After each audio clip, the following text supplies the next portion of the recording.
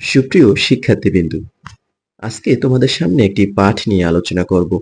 পাঠটি হলো বাঘ ও রাখালের গল্প। গল্পটি হলো, এক দেশে ছিল এক রাখাল। সে মাঠে গরু চড়াতো আর বাঁশি বাজাতো।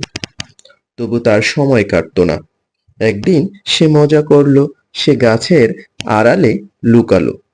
তারপর সে বলল, বাঘ এসেছে, বাঘ এসেছে। গ্রামবাসীরা দৌড়ে এলো। তাদের বোকা বানিয়ে সে খুব মজা পেল। এরকম অনেক দিন সে করলো। গ্রামবাসীরা খুব রাগ করলো।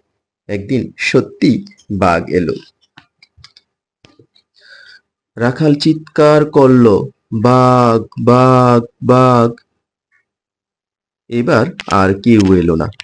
বাঘ রাখালকে নিয়ে চলে গেল। রাখালকে আর খুঁজে পাওয়া গেল না।